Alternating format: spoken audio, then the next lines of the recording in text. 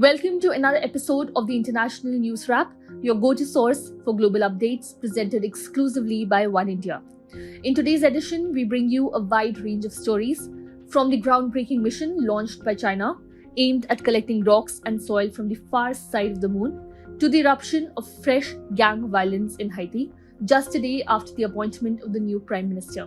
Stay tuned as we explore the most important international developments of the day, keeping you informed about the latest events unfolding around the world.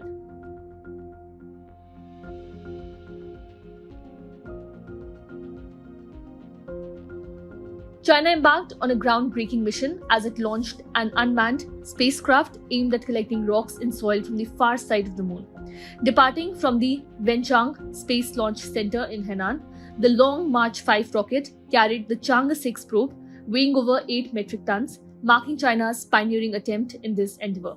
Chang'e 6 is slated to touch down in the South Pole Aitken Basin on the moon's far side, an area perpetually out of Earth's view, where it will retrieve samples for analysis. This mission signifies another significant achievement in China's lunar exploration program, leaving experts intrigued by the country's swift progress in space exploration. In recent years, China has achieved noteworthy milestones in lunar exploration, including the unmanned landing of Chang'e 4 on the far side of the moon in 2018 and the successful retrieval of lunar samples by Chang'e 5 in 2020. With Chang'e 6, China aims to become the first nation to retrieve samples from the moon's hidden side. The launch event witnessed the participation of scientists and officials from various countries, including France, Italy, Pakistan, and the European Space Agency. Notably absent were US organizations, reflecting the restrictions imposed by US law barring collaboration with China's space agency. Following the probe's separation from the rocket, it will embark on a journey lasting 4 to 5 days before reaching the moon's orbit. Subsequently, in early June, the probe is expected to land on the lunar surface, where it will spend 2 days collecting samples before returning to the Earth, with a landing anticipated in Inner Mongolia. Chang'e 6 mission holds significant scientific value, particularly in determining the geological age of the South Pole Aitken Basin. Estimates suggest the basin's age to be around 4 billion years, surpassing the age of samples previously collected by the Soviet Union and the US. This mission promises to unveil new insights into the moon's history and composition, further advancing our understanding of celestial bodies.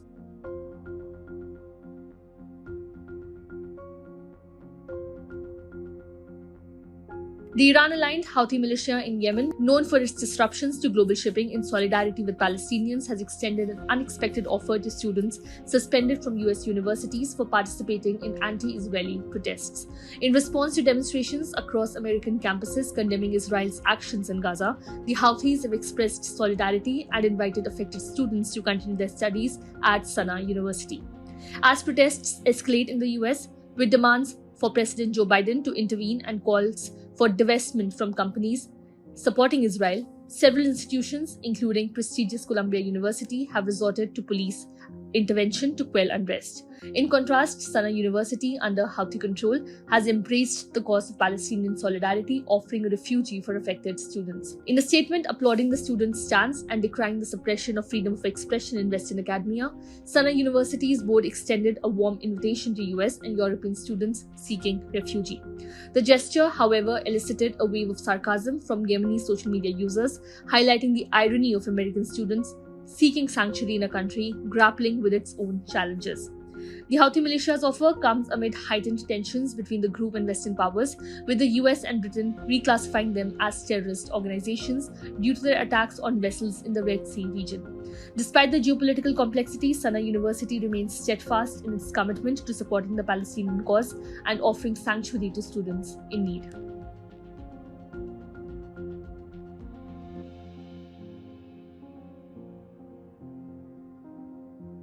Israeli airstrikes allegedly targeted a building in the Damascus area on Thursday night, injuring 8 Syrian soldiers. These strikes, reportedly the first since early April, targeted a building used by Syrian security forces near Najaf, south of Damascus. The Syrian state news agency Sana reported that the airstrikes originated from over the Golan Heights, causing material damage and injuring several Syrian soldiers in the area. Local media outlets observed ambulances in the vicinity shortly after the strike, with reports indicating that 3 missiles hit the building south of Damascus. The last alleged Israeli airstrikes in the Damascus area occurred in early April, targeting a building adjacent to the Iranian embassy and resulting in the death of Mohammad Reza Zahedi, an IRGC commander, and several other senior IRGC figures. Approximately 2 weeks later, Iran launched over 300 drones and missiles towards Israel in retaliation. While most of the missiles and drones were intercepted, some struck a base in southern Israel, causing injuries, including to a 7-year-old Bedouin girl from falling shrapnel. The Israeli military has carried out hundreds of strikes in Syria since the outbreak of a civil war in its northern neighbor in 2011, mainly targeting army positions and Iran-backed fighters. But the strikes increased after Israel's war with Iran-backed Palestinian operative group Hamas in the Gaza Strip began on October 7. On April 19, Israeli strikes targeted a Syrian army position in the country's south. Syria's government and the Syrian Observatory for Human Rights War Monitor said, as US media reported Israel had hit Iran. Overnight on April 13, Iran launched hundreds of drones and missiles against Israel in an unprecedented attack that came in retaliation for a deadly strike, widely blamed on Israel, on Tehran's consulate in Damascus. Syria's war has killed more than 500,000 people and displaced millions more since it erupted in March 2011 with the repression of anti-government protests.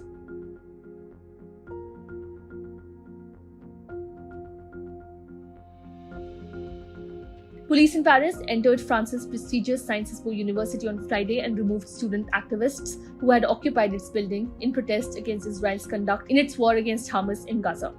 A Reuters witness saw police go into the buildings and take out many of the 70-odd protesters inside.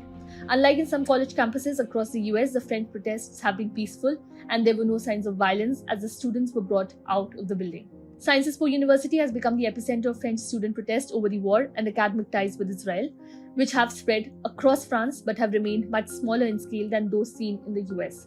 The university was closed for the day on Friday with a heavy police presence around its main building. Jack, a Sciences Po student who declined to give his surname, said he was one of the 70 students who spent Thursday night occupying one of the university's main buildings in central Paris. A Sciences Po spokesperson speaking before the police intervention said the university was seeking a negotiated solution to end the standoff with its students and that some of its satellite campuses in Reims, Le Havre, and Poitiers were also affected by protests. Sciences Po Lyon, an unaffiliated university in France's third-largest city, was also blocked by protesting students on Friday, as well as the Lille School of Journalism, images broadcast by French news channels showed.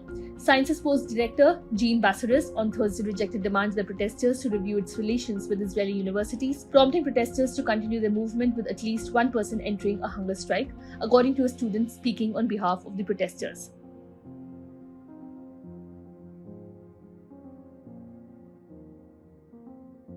In a brazen display of aggression, gangs in Haiti initiated a significant offensive in the heart of Port-au-Prince, setting ablaze homes and engaging in fierce confrontations with law enforcement that lasted for hours. The harrowing scenes prompted hundreds of residents to flee the violence, marking one of the most severe outbreaks since the installment of a new prime minister. These alarming attacks underscore the deep-rooted concerns surrounding the pervasive influence of gangs and cast doubt on the government's capacity to swiftly restore order and stability. The unsettling events have reignited fears and doubts regarding Haiti's ability to break free from the grip of violence and turmoil that has plagued the nation for years. Against this backdrop, Haiti's Transition Council assumed power in a formal ceremony on Thursday, marking the official departure of former Prime Minister Ariel Henry. The transition comes at a critical juncture for the Caribbean nation as it endeavors to chart a path towards security and stability amidst the relentless onslaught of gang violence, which has inflicted untold suffering and chaos on its populace. Following the resignation of former Prime Minister Ariel Henry, the formal installation of the council last week marked a pivotal moment in the nation's quest to restore security amidst the relentless onslaught of gang violence. As new leaders take charge of the country amidst squabbling, Haitians are demanding that they prioritize their safety as gangs remain more powerful and better armed than Haiti's national police.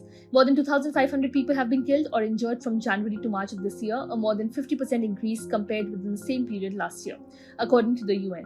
Meanwhile, more than 90,000 people have fled Port-au-Prince in just 1 month, as gangs that control an estimated 80% of the capital have increasingly been targeting previously peaceful neighborhoods.